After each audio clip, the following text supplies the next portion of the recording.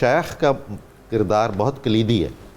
وہ صاحب حکمت بھی ہے، صاحب موعظت بھی ہے، اس میں طبی بصیرت بھی ہے، اس میں منقلب کر دینے والی کیفیت بھی ہے. تو شیخ کی کیا ذمہ داریاں ہیں؟ اور ایک خانقاہ میں شیخ بالکل ایسا نہیں ہے جیسے جسم میں دل ہے یا بدن میں روح ہے. جی ڈاکٹر صاحب، حضرت نے گفتگو ختم کی ہے، قلت کلام اور بات بھی کرنی ہے تو اس وقت امتحان ہے. حضور گزارش یہ ہے کہ بلا شبہ خانقاہ کی جان اور خانقاہ کا دل ظاہر ہے شیخ طریقت ہے.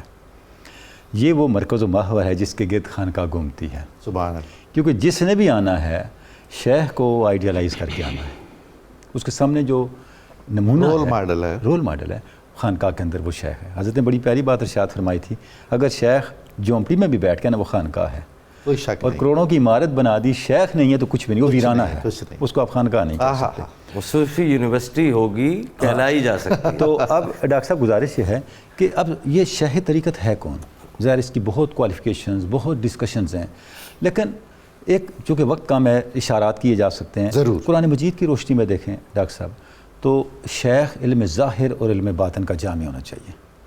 بے شک. اسے ہی خضر کہتے ہیں. واہ واہ واہ. دیکھیں فوجد عبدا من عبادنا آتینا رحمتا من عندنا سبحان اللہ. وعلمناہ من لدنا علما. کیا بات. رحمت عندنا اور علم لدنا، سبحان اللہ. یہ دو چیزیں ہوں گی تو وہ شیخ ہوگا. واہ. اگر ایک چیز نہیں ہے، صرف علم ظاہری ہے، بڑا اسکالر ہو سکتا ہے، بڑا دانشور ہو سکتا ہے، وہ شیخ طریقت نہیں ہو سکتا. جیسے ہم نے پہلے عرض کیا تھا کہ خانقاہ تاثیر کا نام ہے. کیسے پتہ چلے گا کہ اس کے اندر علم ظاہری بھی ہے، علم باطن بھی ہے، رحمت الہی بھی ہے، علم لدنی بھی ہے؟ کیسے پتہ چلے گا؟ پتہ اس کے بیہیویئر سے چلے گا. ما فعلتہ عن امری، یہ شیخ ہے. اس کا ارادہ، ابدال کس کو کہتے ہیں؟ جس کا ارادہ الہی سے مبدل ہو چکا ہو.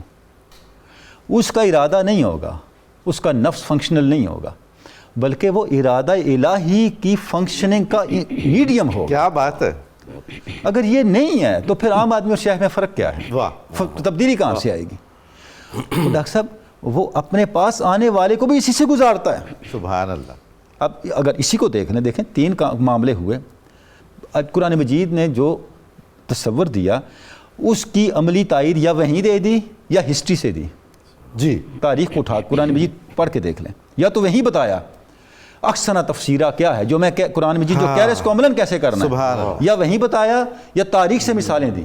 یہاں قرآن مجید نے وہیں بتایا، یا تاریخ کو لگا دیا کہ اس آیت کی تفسیر کرو. بالکل صحیح بات ہے. اچھا وہ پھر آنے والی تاریخ نے ان دونوں چیزوں کی توثیق دی، اس کو اتھینٹیکیٹ کر دیا.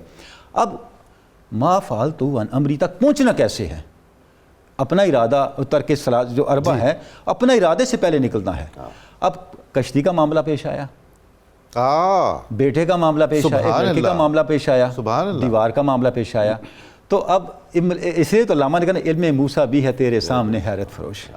یہاں تو علم موسیٰ بھی سائل بن کے کھڑا ہے. تو جب سب کشتی کا فرمایا وَأَمَّا السَّفِينَةُ فَأَرَدتُّ أَنْ أُعِيبَهَا، میں نے یہ چاہ کہ اس میں عیب ڈال دوں تاکہ کشتی محفوظ ہو. اس کے بعد جب بچے کا معاملہ آیا، بچے کو قتل کر دیا. وَأَمَّا الْغُلَامُ فَأَرَدْنَا أَنْ يُبْدِلَهُمَا، ہم نے یہ چاہا کہ اس شکی کے بجائے سعید بچہ ملے.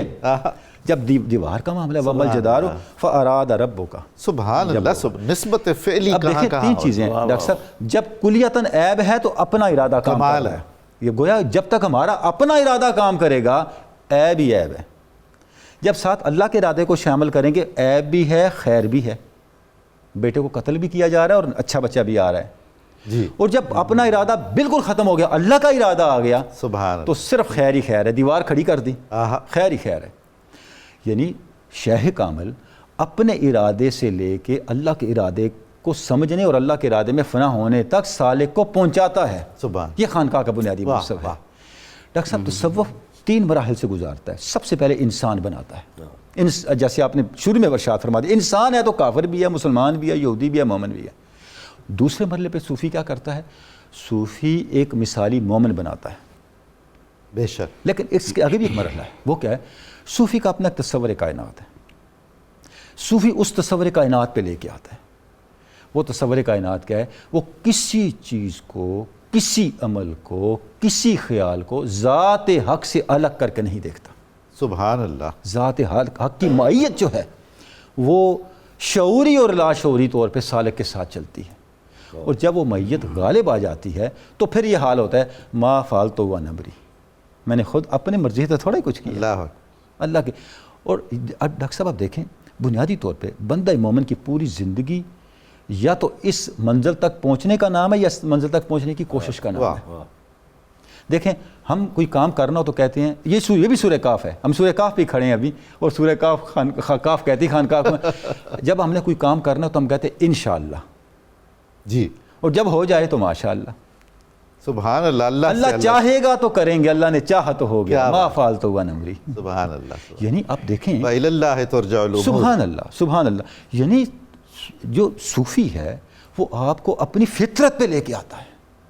واہ. جو دین حق کی فطری تعلیم ہے وہ فطری تعلیم کیا ہے کہ اصل ارادہ الہی ہے، مشیت الہی ہے. مشیت الہی. جب جس مشیت الہی کو آپ اپنے ڈے ٹو ڈے ڈسکورس میں بیان کر رہے ہیں، اپنے جو ایٹیکٹس میں رکھا ہوا ہے اس کو اٹھا کے اپنے من میں اتار کے اپنی ہستی کو وہ کچھ بنا، یہ تصوف ہے. سبحان یہی اللہ. خانقاہ کا منصب ہے.